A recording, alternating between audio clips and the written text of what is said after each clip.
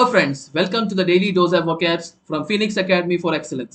My name is Vinod and ഈ വീഡിയോയിൽ നമ്മൾ ഡെയിലി ഹിന്ദു ന്യൂസ് പേപ്പറിലുള്ള 10 important vocabs ആണ് ഡിസ്കസ് ചെയ്യാൻ പോകുന്നത്. The most important vocabs that can come across in your exams, that's what we're going to discuss.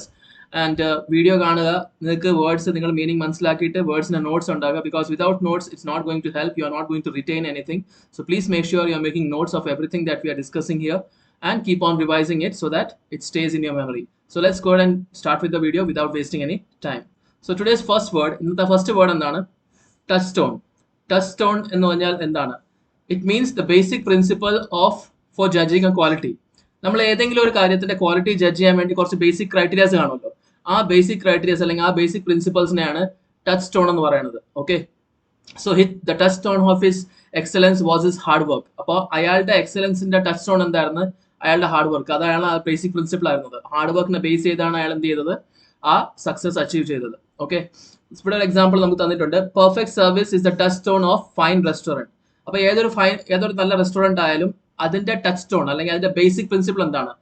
നല്ലതായിട്ടുള്ള service, perfect service. അതാണ് അവിടെ touch stone എന്ന് ഉദ്ദേശിക്കുന്നത്. So basic principle of for judging a quality of a particular thing or a place or something. Is it clear?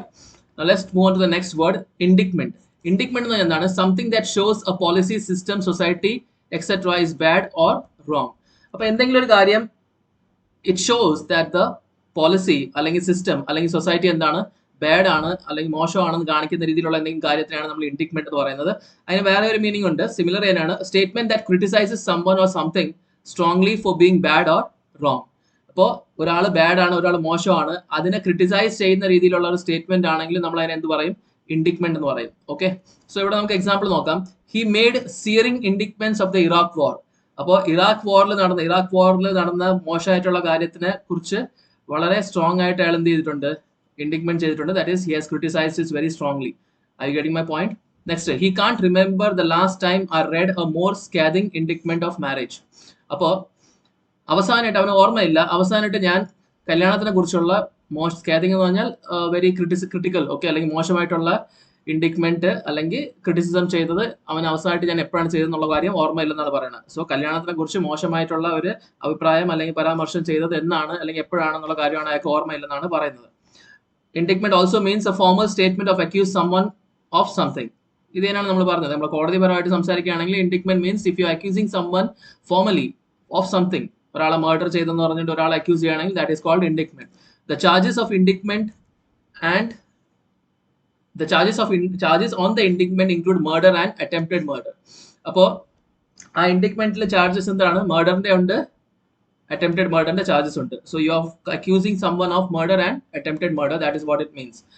Let's move to next word, coerce. coerce ചെയ്യുന്നത് എന്താണ്? It's simple word. നമ്മൾ ഒരാളെ forcefully ഒരു കാര്യം ചെയ്യാൻ വേണ്ടി pressurise ചെയ്യുന്നത്, persuade ചെയ്യുന്നത്, that is what we mean by coerce. Okay, to persuade someone, to make someone do someone forcefully to do something that they are unwilling to do. അപ്പൊ അവർ ഒരു കാര്യം ചെയ്യാൻ തയ്യാറല്ല, എന്നാൽ പോലും നമ്മൾ അവരെ ഫോഴ്സ്ഫുള്ളി അത് ചെയ്യിപ്പിക്കുകയാണെങ്കിൽ that's what we mean by coerce. Okay, the court heard that the 6 defendants had been coerced into making a confession. Court എന്താണ് കേട്ടത്? ആ 6 ഡിഫൻഡൻസ് എന്ത് ചെയ്തിട്ട് കൺഫെഷൻ എങ്ങനെയാണ് പറഞ്ഞു തന്നത്? അവരെ ഫോഴ്സ് ചെയ്തു. പോലീസോ അല്ലെങ്കിൽ അഡ്മിനിസ്ട്രേഷനോ ആരെങ്കിലും ഫോഴ്സ് ചെയ്തിട്ടാണ് അവരെ കൊണ്ട് സമ്മതം അല്ലെങ്കിൽ ആ കൺഫെഷൻ അവർ വാങ്ങിയത്. Is it clear? That is what we mean by coerce here. Next word is palatable. Palatablന്റെ ലിറ്ററൽ മീനിങ് എന്ന് പറഞ്ഞാൽ കഴിക്കാൻ പറ്റുന്ന സാധനം. ഓക്കെ, ഏതെങ്കിലും ഫ്രൂട്ട്സോ വെജിറ്റബിൾസോ എന്തെങ്കിലും ഉണ്ടെങ്കിൽ നമുക്ക് കഴിക്കാൻ പറ്റുന്നതാണെങ്കിൽ ഇറ്റ്സ് കോൾഡ് palatables. പക്ഷേ ആ മീനിങ് നോക്കി ഇവിടെ നമ്മൾ എഴുതിയിട്ടുണ്ട്, they could make powdered eggs into palatable omelettes. അപ്പോൾ പവർഡ് എഗ്സിനെ പാലറ്റബിൾ ഈറ്റബിൾ ഓംലെറ്റ്സ് ആക്കാൻ പറ്റും എന്നാണ് ഈ പറയുന്നത്. We are not really concerned about this meaning. The meaning that concerns us is if something is palatable, it is acceptable. അപ്പോൾ നമ്മൾ metaphorical സെൻസിൽ palatable use ചെയ്യുന്നതിന്റെ എന്ത് സെൻസ് ആണ്? അക്സെപ്റ്റബിൾ എന്നുള്ള സെൻസ് ആണ്. നമ്മൾ പാലറ്റബിൾ എന്ന് പറയുന്നെങ്കിൽ അതിന്റെ അർത്ഥം ഇറ്റ് ഈസ് അക്സെപ്റ്റബിൾ എന്നാണ്. ഓക്കെ, സോ ഇവിടെ പറയുന്നുണ്ട് വേർഡ് സ്റ്റേറ്റ്മെന്റ് നോക്ക്. The city council has tried the city council has tried to make property taxes more palatable by giving home owners more time to pay them. അപ്പോൾ city council എന്ത് ചെയ്തിട്ടുണ്ട്? ഈ property ടാക്സിനെ കുറച്ചുകൂടെ acceptable ആക്കാൻ ശ്രമിച്ചിട്ടുണ്ട്. എങ്ങനെ? How? By giving the home owners more time to pay them. അപ്പോൾ home ഓണേഴ്സിന് കുറച്ചുകൂടെ സമയം കൂടുതൽ കൊടുത്തിട്ടുണ്ട് എന്ത് ചെയ്യാൻ വേണ്ടി? ടാക്സസ് പേ ചെയ്യാൻ വേണ്ടി. Making them acceptable. I hope it's clear to all of you. So palatable means to be acceptable or as it is acceptable. Next, untenable. അൺടെനബിൾ എന്ന് എന്താണ്? ഒരു തിയറി അല്ലെങ്കിൽ ഒരു ആർഗ്യുമെന്റ് നമ്മൾ അൺടെനബിൾ എന്ന് പറഞ്ഞു കഴിഞ്ഞാൽ അതിനൊരു ഫാക്ട് കൊണ്ട് പ്രൂവ് ചെയ്യാൻ പറ്റാത്ത ഒരു കാര്യത്തിനാണ് നമ്മൾ അൺടെനബിൾ എന്ന് പറയുന്നത്.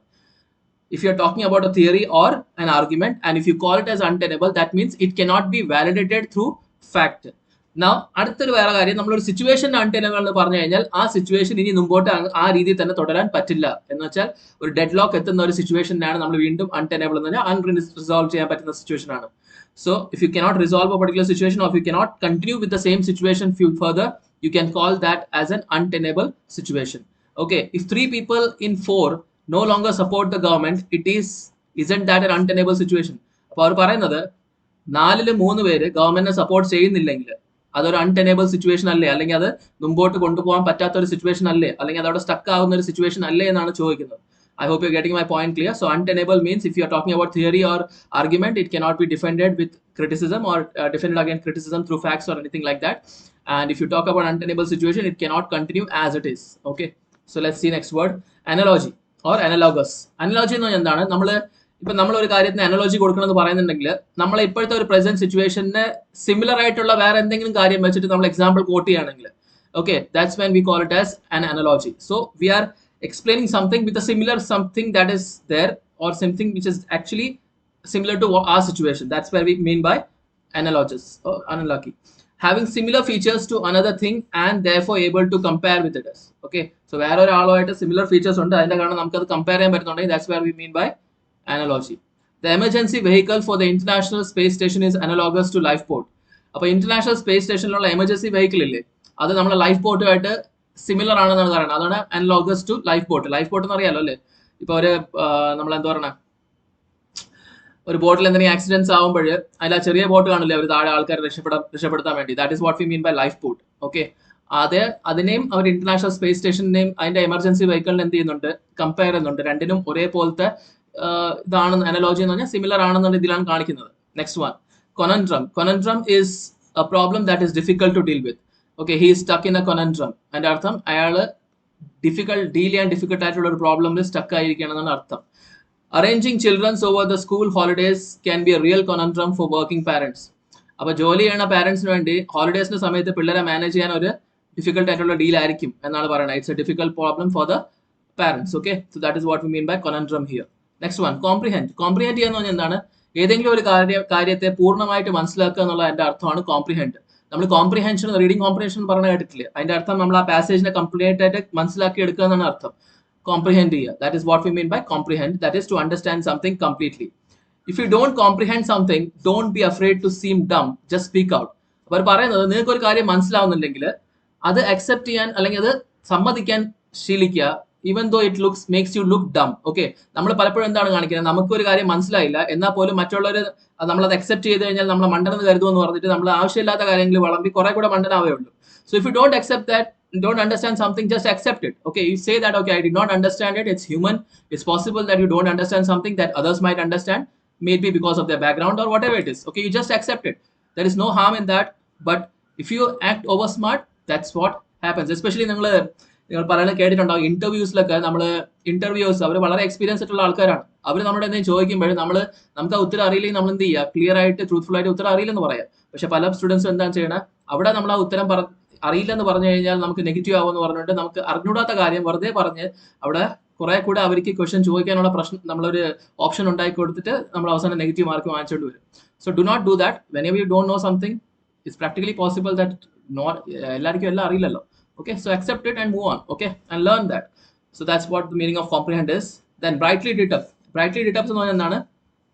Showing excitement and happiness. അല്ലെങ്കിൽ നമ്മൾ ലിറ്ററൽ മീനിങ്ങിൽ പറയുകയാണെങ്കിൽ നമ്മൾ ഫയർ വർക്സിലൊക്കെ നല്ല വെട്ടം കാണുന്നില്ല, അതിനാണ് ബ്രൈറ്റ്ലി ലിറ്റ് അപ്പ് എന്ന് പറയുന്നത്. പക്ഷേ മെറ്റഫോറിക്കൽ സെൻസിൽ ഇറ്റ് ഷോസ് ദാറ്റ് ലൈറ്റ് എന്താണ് കാണിക്കുന്നത്, നമ്മൾ ഹാപ്പിനെസ്സും എക്സൈറ്റ്മെന്റ് ആണ് കാണിക്കുന്നത്. അത് തന്നെയാണ് മെറ്റഫോറിക്കൽ സെൻസിൽ അതിന്റെ യൂസേജ് ഉള്ളത്. That is showing excitement and happiness. Her eyes were alight with mischief. Okay, her eyes were alight with mischief. ഇവിടെ brightly lit up എന്നുള്ള വേർഡ് ഇല്ലല്ലേ? Yeah, you can say that brightly lit up with mischief. That is, she was happy and excited. That is what we mean by brightly lit up. Okay, alight to അതേ അർത്ഥം തന്നെയാണ്. So let's move on to the next word, vehemently. Vehemently എന്ന് പറഞ്ഞാൽ in a strong and emotional way. ഏതെങ്കിലും കാര്യം നമ്മൾ vehemently പറഞ്ഞു അല്ലെങ്കിൽ if we say that we accepted something vehemently or denied something vehemently, that is you did it with a strong and emotional way, in a strong and emotional way. The president has vehemently denied an extramarital affairs. അപ്പോൾ ഈ president പുറത്ത് ചിലപ്പം extra marital affairs ഉണ്ടെന്നുള്ള രീതിയിൽ acquisition ഉണ്ടായിരുന്നുണ്ടാവാം. അപ്പോൾ അയാൾ എന്ത് ചെയ്തിട്ടുണ്ട്, സ്ട്രോങ് ആൻഡ് ഇമോഷണലി അതിനെ എന്ത് ചെയ്തിട്ടുണ്ട്, അത് ഞാൻ ചെയ്തിട്ടില്ല എന്ന രീതിയിൽ പറഞ്ഞിട്ടുണ്ട്. So that is what we mean by vehemently denied an external affairs. Okay, so I hope you like the video and please make sure, ഞാൻ ഈ വീഡിയോയ്ക്ക് ശേഷം ഞാൻ ഒരു ടെസ്റ്റ് സീരീസിന്റെ നിങ്ങൾക്കൊരു ടെസ്റ്റ് ഞാൻ കണ്ടക്ട് ചെയ്യുന്നുണ്ട്. സോ നിങ്ങൾക്ക് ഡിസ്ക്രിപ്ഷനിൽ ആ ടെസ്റ്റിന്റെ ലിങ്ക് ഉണ്ടാവും. Go ahead and solve the test. അത് ഫ്രീ ആയിട്ടുള്ള ടെസ്റ്റ് ആണ്. നമ്മൾ ഡിസ്കസ് ചെയ്യുന്ന വേർഡ്സ് അല്ലെങ്കിൽ ഇതിനു മുമ്പ് ഡിസ്കസ് ചെയ്ത വേർഡ്സ് ആയിരിക്കും അതിൽ ഉണ്ടാവുക. So please make sure you do the words and it can help you a lot. Thank you all of you. Have a great day.